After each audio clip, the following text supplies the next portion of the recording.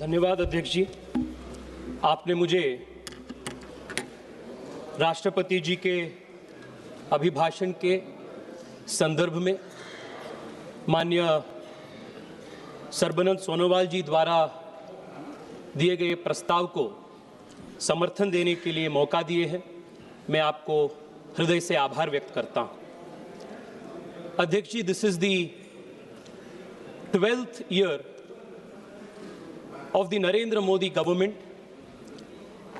and the first speech of the Honorable President to this august House in the second part, the most important part of the Amrit Kal, the 2 decades that are the most important to lay the foundation for a Viksit Bharat.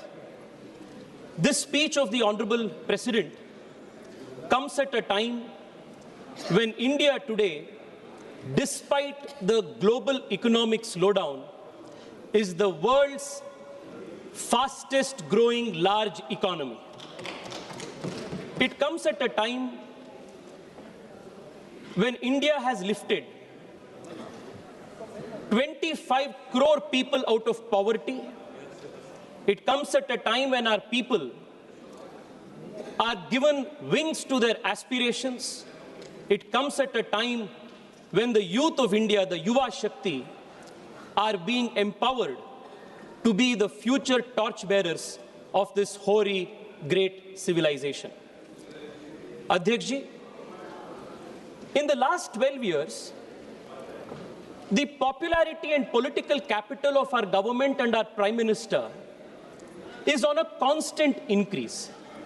And 12 years is a very long time in a competitive democracy like ours. In the same 12 years, many other democracies have seen many leaders come and go. We have seen how in United States, in United Kingdom, in Japan, in Italy, in many countries where, like us, we have a thriving democracy, many leaders have come and gone.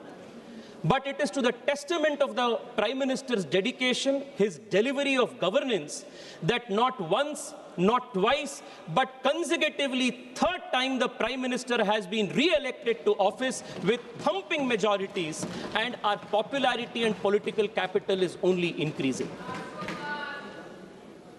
अध्यक्ष जी, मैं कल राष्ट्रपति जी के अभिभाषण जब मैं पढ़ रहा था, स्वाभाविक तौर पर मुझे लगा कि पिछले 10 साल से पहले, क्योंकि पिछले 10 साल के अभिभाषण में हम सब भाग ले चुके हैं, यहां पिछले 5 साल में यहां बैठकर सुनने का मौका जनता ने मुझे दिए है। लंबी सफर पूरे देश पिछले 10 साल में हम किए हैं। स्वाभाविक रूप से मैं यूपीए की कालखंड के राष्ट्रपति के अभिभाषणों को मैं एक बार देख रहा था। To put into context the journey of development the country has done in the last 10 years, I went and read the 10 speeches of the Honorable President delivered during the 10 years of the UPA. और अध्यक्ष जी, मैं उन सभी भाषणों के एक-एक, 2-2 साल आपके सामने, आपके माध्यम से देश के सामने प्रस्तुत करना चाहता हूं, because that will be a stark example, a reminder to the country of what was a lost decade of opportunity and what is today a decade of transformation under Narendra Modi.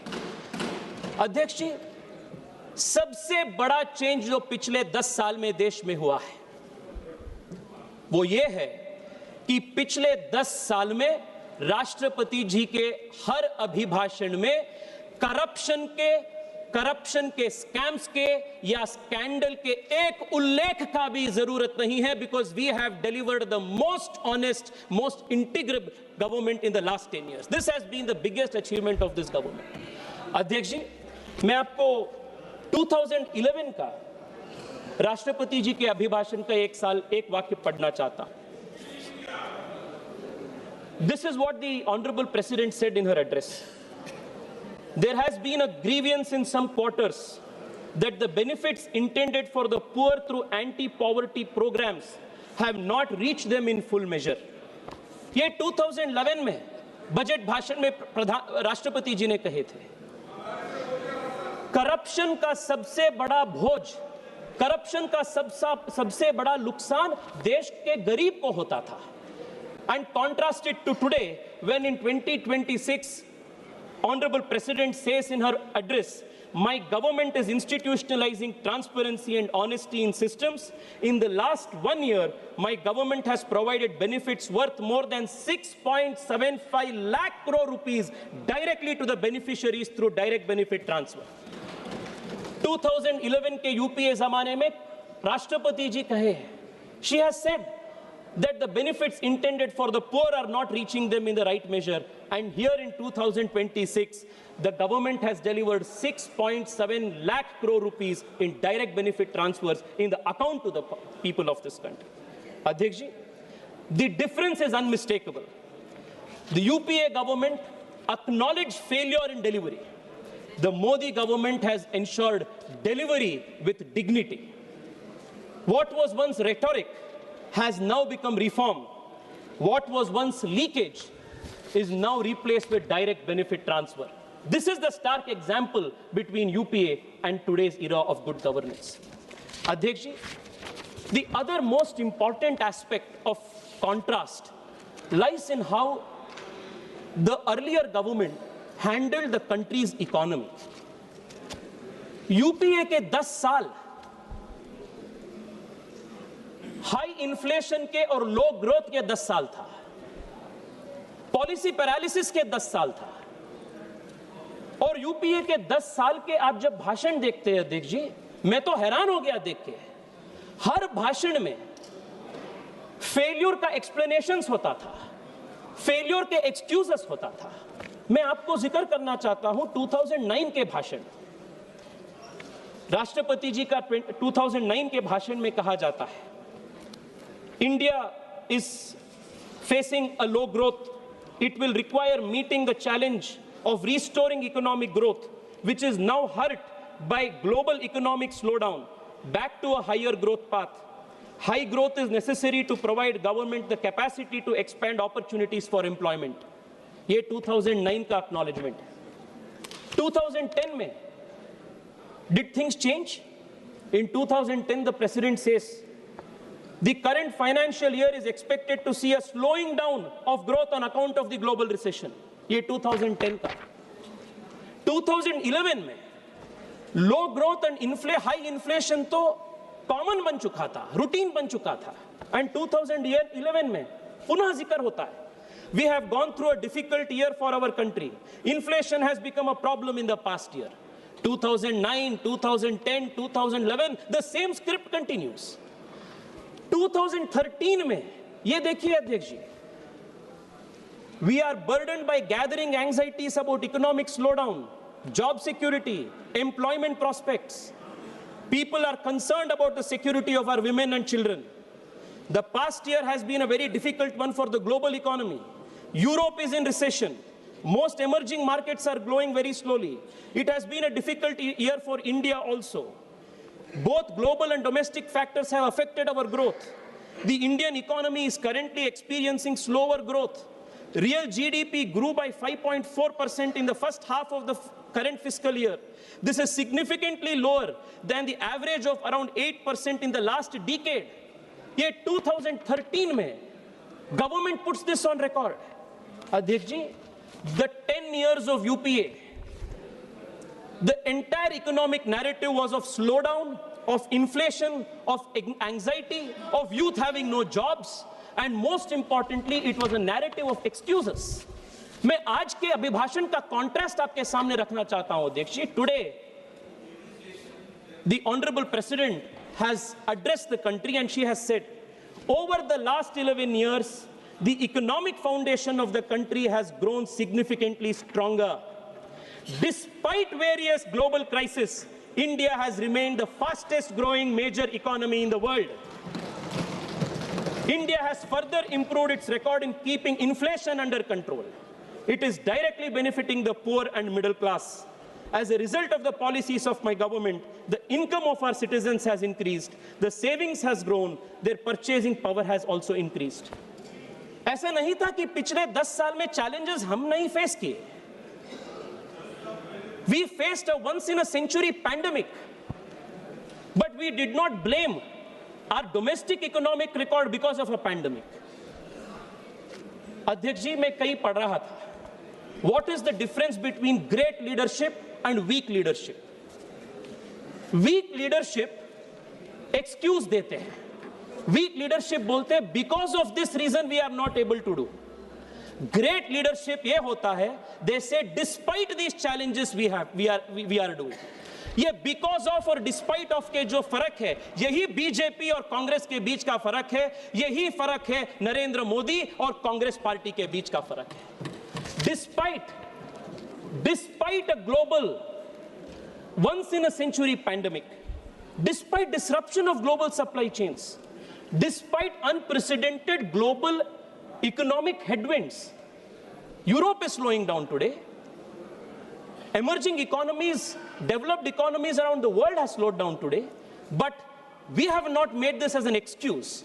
Despite these challenges, the country is today the world's fastest growing large economy in the world.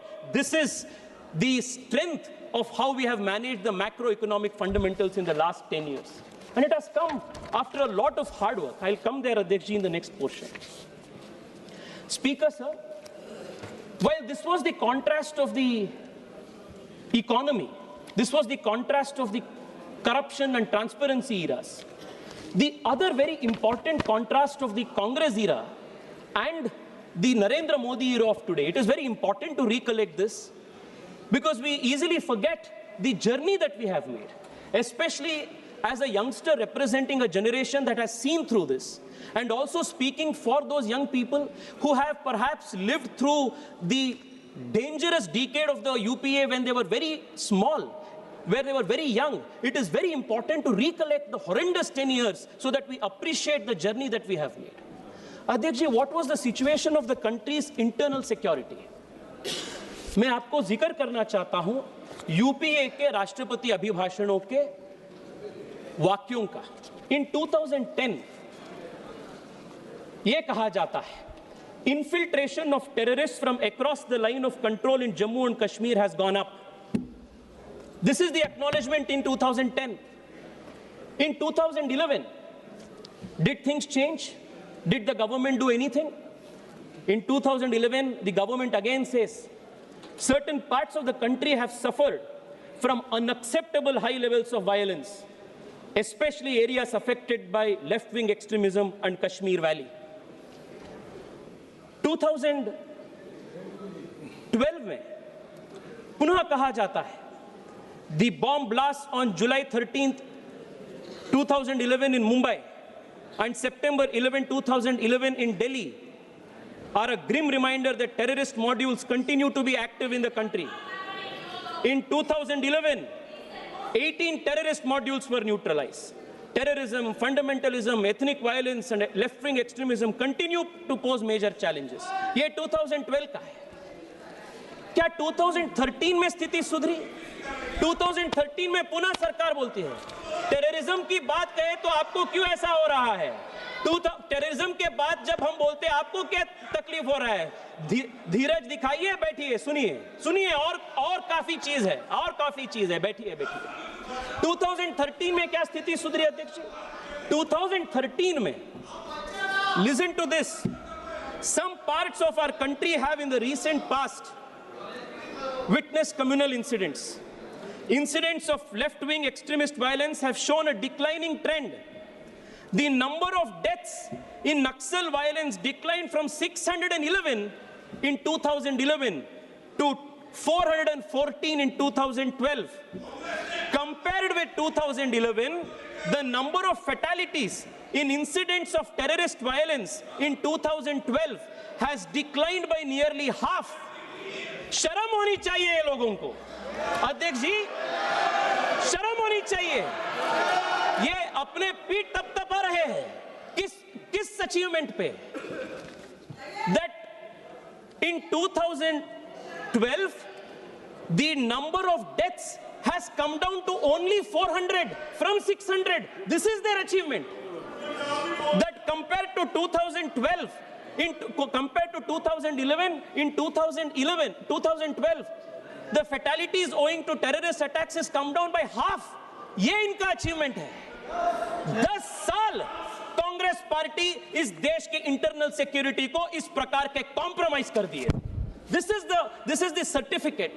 And ये मेरा वाक्य नहीं है अध्यक्ष जी, these are all the statements of their own governments made in this very august house. अध्यक्ष जी, ये 10 साल उनका था। मैं आता हूं अपने 12 साल पे। आपको दिक्कत हो रहा है ना ये सब सुन के? सुनिए और है। लीडर विल गेट, अध्यक्ष जी, 10 साल देश लेफ्ट विंग एक्सट्रीमिज्म से ग्रसित था। देश के कोने कोने में टेररिस्ट अटैक्स होते थे। महिला बच्चे कोई सुरक्षित नहीं थे। This was the internal security situation of the country.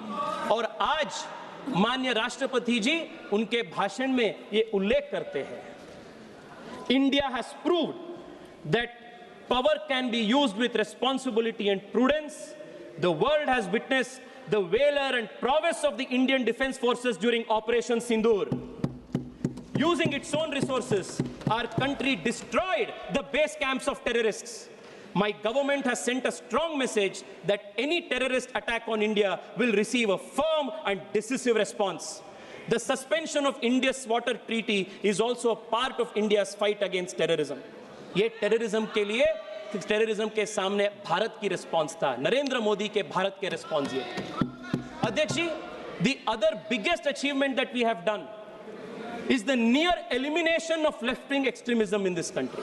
राष्ट्रपति जी ने उल्लेख करते हैं, in line with the policy of my government, security forces have acted decisively against Maoist terror.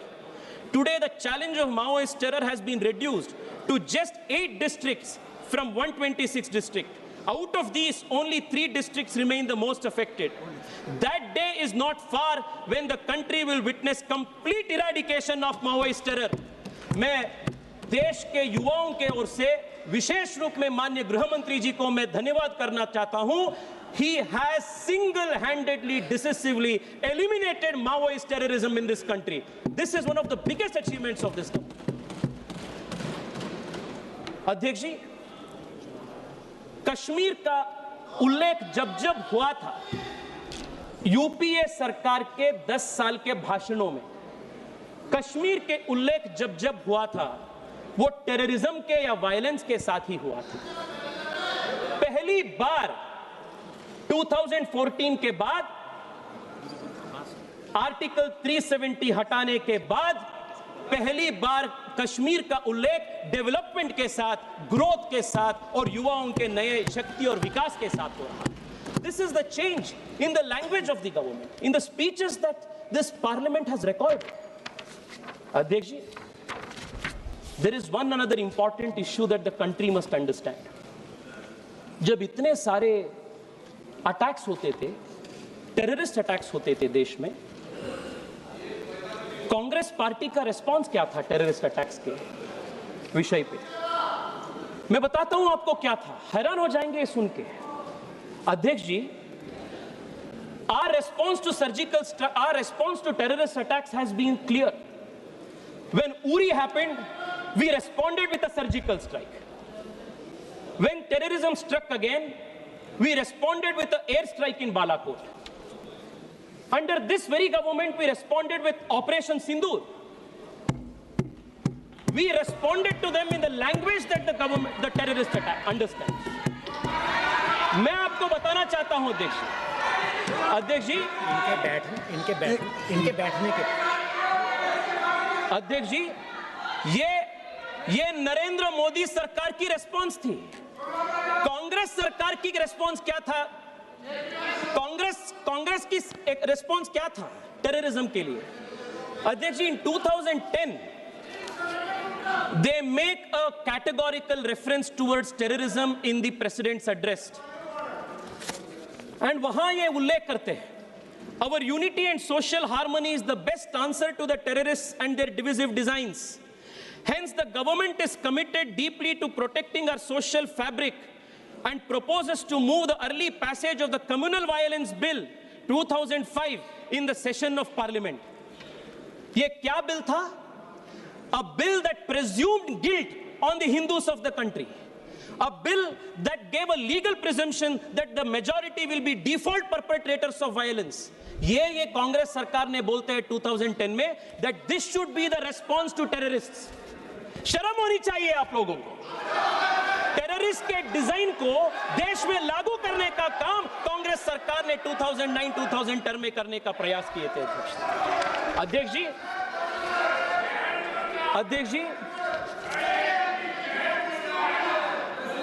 ये सब नेशनल सिक्योरिटी हो गया।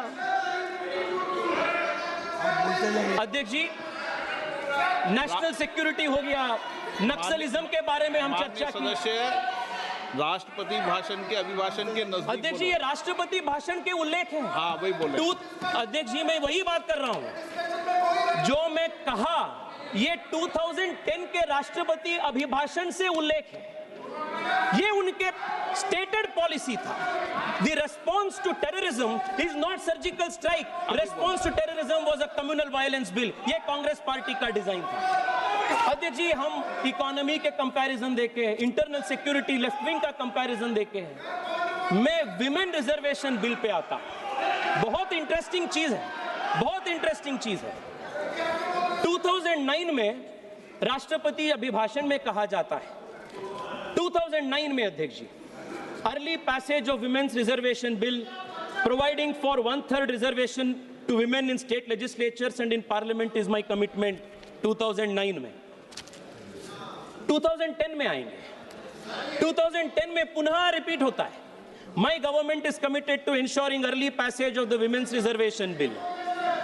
2012 में पुनः रिपीट होता है, My government has introduced a constitution amendment bill to provide reservation for women. और 2013 में conveniently ये ड्रॉप हो जाता है। 2009, 2010, 2011, 2012 बार बार यही प्रॉमिस दिया जाता है, but promise remains a promise until Narendra Modi comes and promises and delivers on the commitment of women's reservation. ये फर्क है अध्यक्ष जी, यही हालत वन रैंक वन पेंशन का भी हुआ था।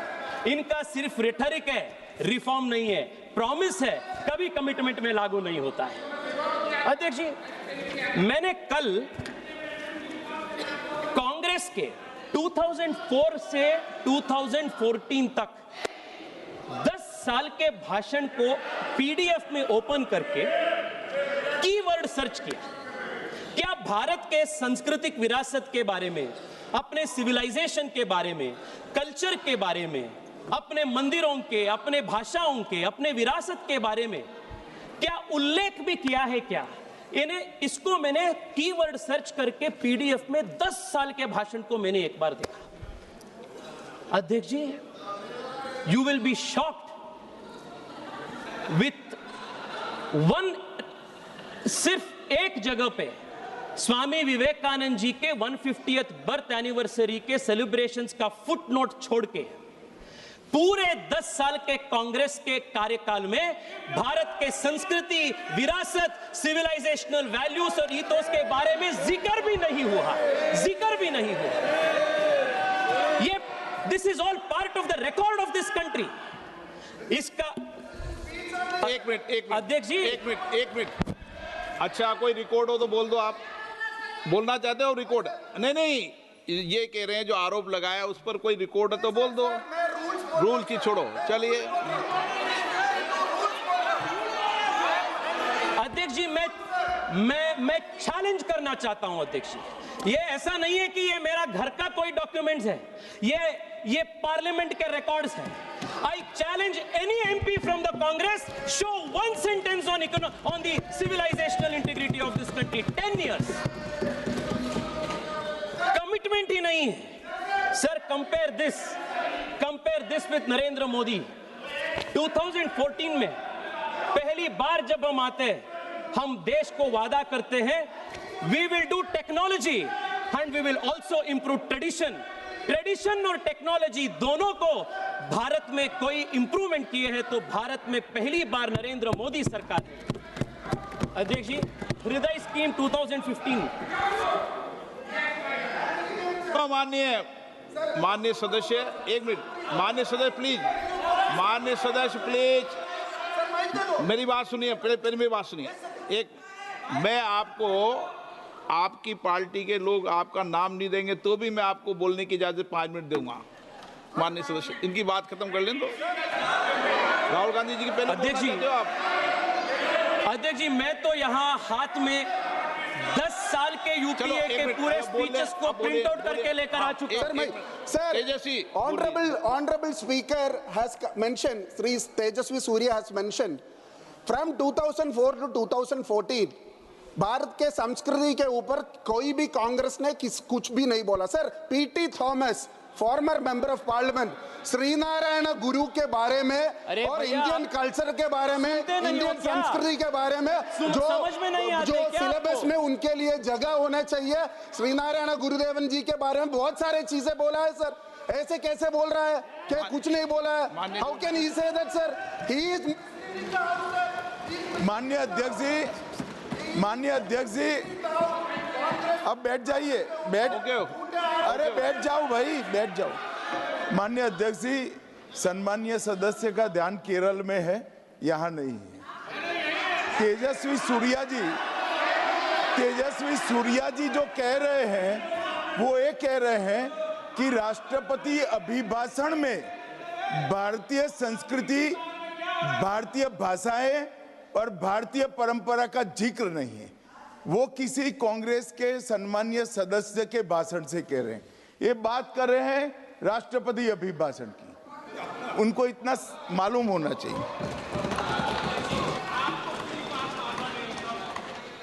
को समझाने का प्रयास उन्होंने किए आप मत समझाओ, पर समझदार हैं। अध्यक्ष जी, मैं एक्सपेक्ट किया था, इसलिए मैं 10 साल के उनके भाषणों के प्रति को मैं प्रिंट आउट करके आ चुका। मैं उनको देता हूं 10 साल के स्पीचेस को आप देखिए लाइन बाय लाइन, अगर आपको मिलता है तो आप देश को दिखाइए।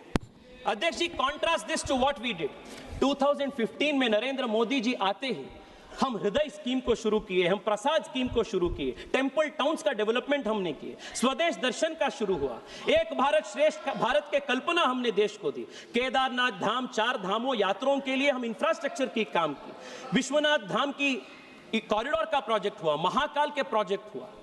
अध्यक्ष जी, किरीट प्राय के रूप में इन सब को एक ताकत देने के लिए भव्य राम मंदिर का भी उद्घाटन नरेंद्र मोदी जी के कार्यकाल में। अध्यक्ष जी, ये क्यों महत्व पड़ता है? क्योंकि दशकों तक, सदियों तक भारत कॉलोनाइज्ड हो गया था, और ये कॉलोनाइजेशन के वजह से देश में एक प्रकार की इंफीरियरिटी कॉम्प्लेक्स इस देश में आ गया था। मुझे कहने के लिए अत्यंत गर्व है अध्यक्ष जी, एक देश के युवा होने के नाते, कि इस साल के राष्ट्रपति के अभिभाषण में we have said something that no government in independent India's history has ever said. राष्ट्रपति अभिभाषण में हम बोलते हैं, from the cultural perspective, India is among the richest nations in the world. Through Macaulay's conspiracies, a sense of inferiority was instilled.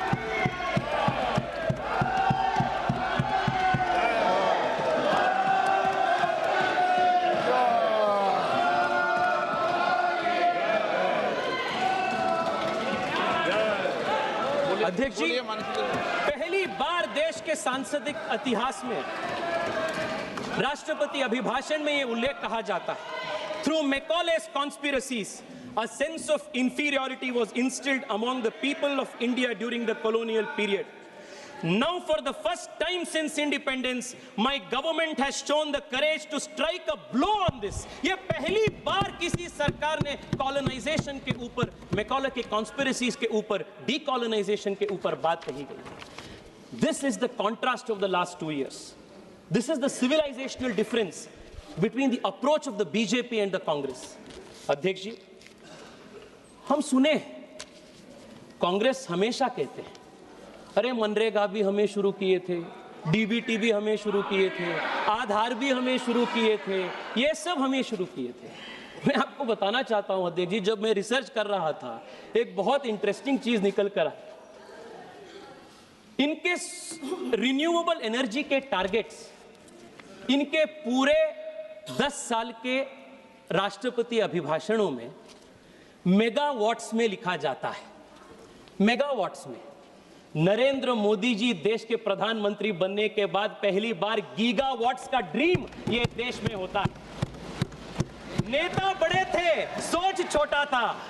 ये कांग्रेस की असलियत। फर्क हम दोनों के बीच में बहुत है। हिंदी के एक कवि के बात मुझे याद आ रहा है अध्यक्ष, सिर्फ पानी व पसीने में बड़ा अंतर है, सिर्फ पानी व पसीने में बड़ा अंतर है, एक पत्थर व नगीने में बड़ा अंतर है। अरे मुर्दा गड़ियों की तरफ वक्त बिताने वालों, सांस लेने में व जीने में बड़ा अंतर है। यह बीजेपी और कांग्रेस के बीच का फर्क है अध्यक्ष जी। मैं एक और महत्वपूर्ण विषय जो देश के युवा शक्ति के साथ संबंधित है उसके ऊपर मैं देश के ध्यान आकर्षित करना चाहता हूं अध्यक्ष जी। पिछले 10 साल में सबसे बड़ा जो चेंज देश में आया है, जो मैं मानता हूं कि इंफ्रास्ट्रक्चर बिल्ड करने से कठिन है। पैसा डाले तो बिल्डिंग्स हो जाता है, इंफ्रास्ट्रक्चर, फ्लाईओवर्स बन जाते हैं, एयरपोर्ट्स बन जाते हैं, पर एक देश का, एक समाज का कल्चर चेंज करना, एक बिहेवियरल पैटर्न में बदलाव ले आना, एक एस्पिरेशन में बदलाव ले आना, यह सबसे कठिन चीज होती है अध्यक्ष जी। 10 साल पहले इस देश के युवा का एस्पिरेशन क्या होता था? सबसे अच्छे पढ़े लिखे नौजवान का भी एस्पिरेशन एक सरकारी रोजगार लेने का होता था। अगर किसी के पास सरकारी रोजगार नहीं मिला तब वो जाके प्राइवेट में काम करता था। It was look down upon it. और तब वो प्राइवेट में भी जब उनको काम नहीं मिलता था तब as the last resort of a loser वो बिजनेस करने के लिए जाता था। ये 10 साल पहले देश की स्थिति थी, पर आज देश के एस्पिरेशन बदलाव हो गया है, चेंज हो गया है। देश के युवा आज जॉब सीकर नहीं, आज जॉब गिवर बनना चाहते हैं। एक एंटरप्रेन्योरल रेवोल्यूशन देश के बन गए। ये कल्चर में जो चेंज करने की बात है, इट इज वेरी रेयर अध्यक्ष जी। मैं आपको दिखाना चाहता हूं, जैसे मैं सांस्कृतिक विरासत के बारे में उल्लेख किया, वैसे ही स्टडी में 10 साल के यूपीए के भाषणों में entrepreneurship, startup, ease of doing business, economy strengthening, deregulation, decriminalisation, ऐसे 8-10 कॉम्बिनेशंस में मैं वर्ड सर्च किया 10 साल के भाषणों में। एक बार भी स्टार्टअप का जिक्र 10 साल में नहीं है। एक बार भी एंटरप्रेन्योरशिप का जिक्र 10 साल में नहीं है। एक बार भी deregulation, ease of doing business, PLI, ऐसे एक स्कीम का भी उल्लेख नहीं है अध्यक्ष जी। The biggest change that we have seen in the last 10 years is Narendra Modi has given the young of India a new vocabulary of building India. आज देश के युवा एंजल इन्वेस्टमेंट के बारे में बात कर रहे हैं, आईपीओ के बात कर रहे हैं, मुद्रा के बारे में, स्टैंड अप के बारे में, पीएलआई के बारे में, कंपनी को आईपीओ ले जाने में। ये 10 साल पहले देश के युवाओं के वोकैबुलरी में ही ये शब्द नहीं था। This change is what Narendra Modi Sarkar has brought to this country, and this is the difference that has come. अध्यक्ष जी, मैं वाइंड अप कर रहा हूं 1-2 मिनट में। कन्नड़ा में अध्यक्ष जी कहा जाता है, एक कवि ने बोला है, ಮೂರು ಸಾಗರ ನೂರು ಮಂದಿರ ದೈವ ಸಾವಿರವಿದ್ದರೆ, ಗಂಗೆ ಇದ್ದರೆ ಸಿಂಧುವಿದ್ದರೆ ಗಿರಿ ಹಿಮಾಲಯವಿದ್ದರೆ, ವೇದವಿದ್ದರೆ ಭೂಮಿ ಇದ್ದರೆ ಘನ ಪರಂಪರೆ ಇದ್ದರೆ, ಏನು ಸಾರ್ಥಕ ದೇಶದ ಯುವಕರೇ ಮಲಗಿ ನಿದ್ರಿಸುತ್ತಿದ್ದರೆ ये कन्नड़ा में एक कवि कहते हैं इसका मतलब यह है अध्यक्ष जी 3 सागर हो 100 मंदिर हो हजारों देवता हो गंगा सिंधु हो हिमालय पर्वत हो वेद धरती हो गौरवशाली परंपरा हो लेकिन यदि देश के युवा सोए रहे दिशाहीन भटकते रहे तो इन सब का क्या अर्थ है ये इसका मतलब है 10 साल तक देश के युवाओं को दिशाहीन कर दिए थे 10 साल तक देश के युवाओं को जागृत करने के लिए प्रयास ही नहीं हुआ था पहली बार नरेंद्र मोदी जी के नेतृत्व में आज देश के युवा जाग चुके हैं आज देश के युवा नए भारत बनाने का संकल्प कर चुके हैं अध्यक्ष जी 2 मिनट में समाप्त करता हूं 2 मिनट में अध्यक्ष जी और एक बहुत इंटरेस्टिंग विषय निकल कर आता है जब अध्यक्ष जी हम 10 साल के इनके भाषणों के ऊपर हम सर्च करते हैं मैं 10 साल के भाषण में विकसित भारत का या डेवलप्ड इंडिया का या सुपर पावर इंडिया का क्या जिक्र है क्या इसका भी मैं सर्च किया 10 साल के इनके पूरे भाषणों में 10 साल के इनके पूरे भाषणों में विकसित भारत का डेवलप्ड इंडिया का उल्लेख भी नहीं 10 साल के भाषणों में हुआ देश के युवाओं के सामने एक डेवलप्ड इंडिया का एक विकसित भारत का लक्ष्य तक ये लोग ने नहीं रखे थे अध्यक्ष जी उसको हासिल करने का बात छोड़िए ये फर्क है जिसके हृदय में भारत के प्रति भक्ति होती है ये विकसित भारत की उक्ति करती है जिसके मन में जिसके नियत नहीं है क्लियर नहीं है उनका नीति भी ठीक नहीं होता है अध्यक्ष जी मैं अंत में आप सबको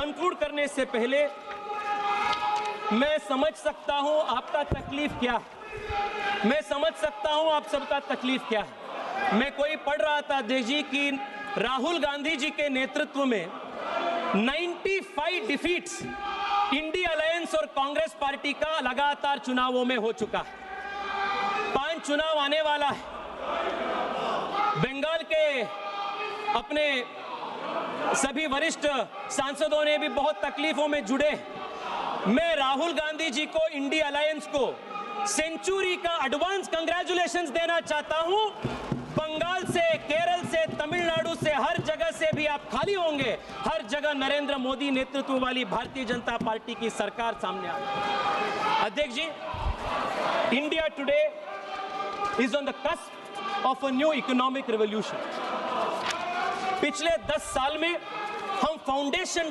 करने का काम किए इन द लास्ट 1 ईयर प्रधानमंत्री ji is reform express is going in all speed to promise the new generation of Indians a life, a quality of infrastructure, a quality of living that no generation in India has seen before.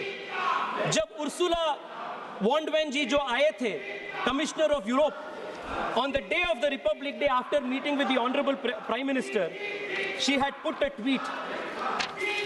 She said, a successful India makes the world more stable, more prosperous and secure. We all benefit with India's growth. ये European union के commissioner की बात है. When India grows, India will grow not to dominate the world. India will grow to transform the world. This is the commitment the Honorable Prime Minister has given to the youth of this country. The Honorable President, in the conclusion of her address, gives a call to the nation, especially to members of parliament from all across the aisle, to become united in the matters of security of the country and the aspiration of a Viksit Bharat. आइए हम विकसित भारत के इस बड़े लक्ष्य के सामना करने के लिए इसको संकल्प को सिद्धि करने के लिए ये छोटे मोटे पॉलिटिकल डिफरेंसेस को पीछे हटकर देश के लिए एकजुट बनकर आगे बढ़ने का काम करेंगे. अध्यक्ष जी आपने राष्ट्रपति जी के अभिभाषण के ऊपर मुझे बात रखने के लिए आप मौका दिए हैं. मैं आपको हृदय से धन्यवाद करता हूं और भारत मां के सेवा में हम सब मन से दिल से काम करें यही अपेक्षा के साथ मैं आपको धन्यवाद करता हूं. भारत माता की जय.